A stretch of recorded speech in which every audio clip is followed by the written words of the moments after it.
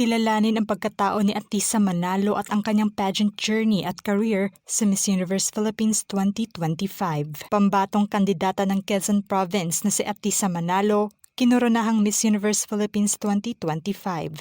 Ito ang buong istorya. Nagbunyi at nagsigawan sa saya ang mga taga-suporta ng pambatong kandidata ng Quezon Province na si Atisa Manalo. Matapos na masungkit niya ang korona ng kompetisyon, emosyonal at ikinatuwa ng karamihan ang pagkapanalo niya matapos na opisyal na tawagin ang kanyang pangalan bilang bagong Miss Universe Philippines 2025. Ang beauty queen ay isa sa mga crown favorite at isa sa mga delegadong kandidata ng MUPH ngayong taon na may maraming supporters. Hindi nga magkamayaw ang sigawan ng mga fans niya sa loob ng Mall of Asia Arena sa Coronation Night upang magbigay ng buhos na suporta sa kanilang pambato. Makapigil hininga naman kung mailarawan ang kabuuang performance niya sa kompetisyon at labanan ang 65 candidates. Simula preliminaries pa lamang ay nagpakitang gilas na ang kandidata. Marami sa mga fans niya ang nakaabang sa naging performance niya sa prelims. Hindi naman nabigo ang mga ito dahil nasa ipinakitang galing at on point na performance niya sa swimsuit at evening gown competition. Hakot awards naman si Atisa sa preliminaries pa lamang ng kompetisyon kung saan natanggap niya ang awards na Miss Jewel Mer, Miss Hello Glow, Miss Vetres at naging parte pa ng Miss Mags. Sa preliminaries pa lang ay mataas na agad ang kumpiyansa ng mga taga-suporta niya na tila nakalinya umano ang mga bituin sa kanilang pambato. At sa araw nga ng Coronation Night nitong May 2, promising naman ang full performance ng kandidata. Humugot naman siya ng lakas sa kanyang mga fans na malakas ang hiyaw para sa kanya, lalo na sa tuwing siya ay nakafocus sa harap ng camera. Naging maganda agad ang takbo ng journey niya sa kompetisyon. Matapos nakabilang ang pangalan niya sa binanggit na pasok sa semifinals top 24. Sa kompetisyon ngayon ay hinati nga sa 3 grupo ang mga kandidatang pasok sa top 24 kung saan napabilang si Atisa sa ikatlong grupo na may 5 semifinalist. Nagtuloy-tuloy naman ang journey niya nang tawaging muli ang pangalan niya na pasok sa top 12. Inirampa at binuhos na niya ang performance sa swimsuit competition maging sa evening gown. Nagkaroon man ng konting aberya sa evening gown performance niya matapos na matumba siya habang pababa ng hagdan sa mismong stage ay confident pa rin siyang bumangon at itinuloy ang laban. Pinusuan naman ng mga fans niya ang pagiging positibo niya sa kabila pa man ng ilang aberya. Pinuri rin ang ganda ng kanyang evening gown sa Coronation Night na siyang mas lalong nagpakinang sa munyekang mukha niya. Nakaramdam naman ng kaba mga fans niya matapos na inanunsyo na ang opisyal na mga kandidatang pasok sa top 6. Hindi naman nila mapigil ang saya matapos na tinawag na ang pangalan niya bilang panghuling pasok sa finals. Walang paglagyan ng mga fans niya ng kanilang tuwa dahil nabigyan ng tsansa ang pambato nila na makatawid sa final round. At mapakinggan nila itong sumagot sa question and answer portion. Sobrang nakalinya di umano ang mga tala sa pambatong kandidata ng Quezon Province dahil ang nabunot niyang katanungan ay may kaugnayan nga sa kanyang performance sa kompetisyon. Sa katanungang nabunot niya, naitanong sa kanya.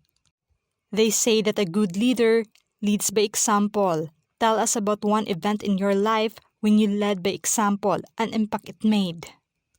Pinalakpakan naman ang sagot niya sa naturang katanungan. Aniya, I fell a while ago on stage, and the thing with me is whenever I fall in life, I always make sure I come back stronger.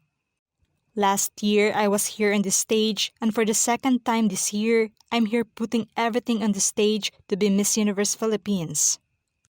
Because this is mine and my grandmother's shared dream, and she passed away early this year, and this is my ode to her. Naging makahulugan at naging personal nga sa kanya ang katanungan, lalo pa at fresh pa ang isang best example ng pagkatumba niya sa stage na siyang puntong nasagot niya sa kanyang katanungan. Hindi rin nalimutan ni Atisa na banggitin ang pangalan ng kanyang namayapang lola na isa sa mga taong naniniwala sa kanya na balang araw maaabot niya ang gustong pangarap na maging Miss Universe Philippines. Nagdilang anghel nga ito at tuluyang nasungkit na nga ng kanyang apo ang inaasam-asam na korona. Kung matatandaan naman na noong MUPH 2024 ay nabanggit niya rin ang kanyang lola sa sagot niya sa final round, kung saan sagot niya na isa ang kanyang lola sa nagbigay ng maraming aral sa kanya at nag-aruga. Ito rin ang isa sa mga inspirasyon niya, kaya naman sa binitawang kasagutan niya ngayon, naging pamilyar ito para na sa mga fans niya.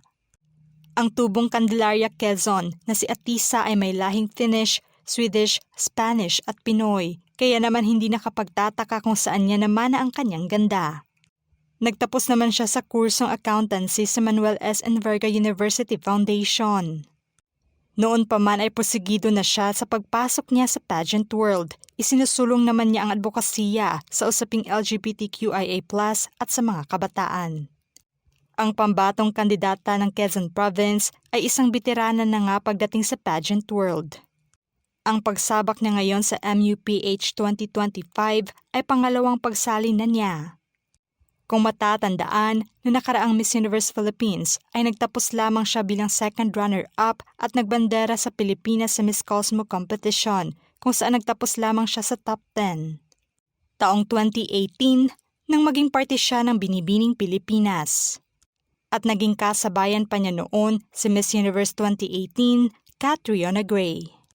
At lumaban na rin siya noon sa Miss International sa kaparehong taon, kung saan nagtapos naman siya ng first runner-up.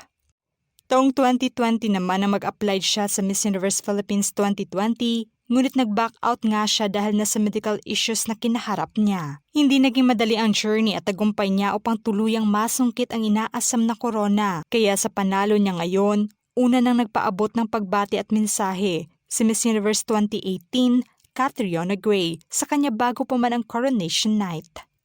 Saad ni Catriona na sobrang saya niya kung si Atisa ang mananalo sa Miss Universe Philippines 2025. I will be so very happy for her. She's my batchmate in 2018.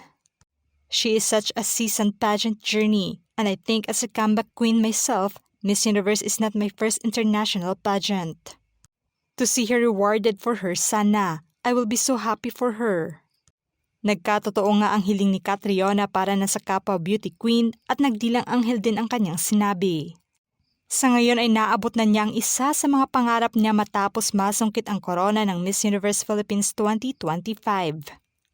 Dahil sa panalo niya ngayon, siya na rin ang magiging Miss Philippine Airlines, Ambassador for Bingo Plus, Ambassador for Pina, Ambassador for Gel Life, Ambassador for New Moon, at Ambassador for Soin. Natumba man ay tumindig pa rin siya na may mataas na kumpiyansa sa kanyang sarili, sa kabila pa man ng balakid. Samantalang hindi pa rito nagtatapos ang journey niya dahil ibabandera pa niya ang Pilipinas sa Miss Universe 2025 sa November 21 sa Thailand. Congratulations to our newly crowned Miss Universe Philippines 2025, Atisa Manalo.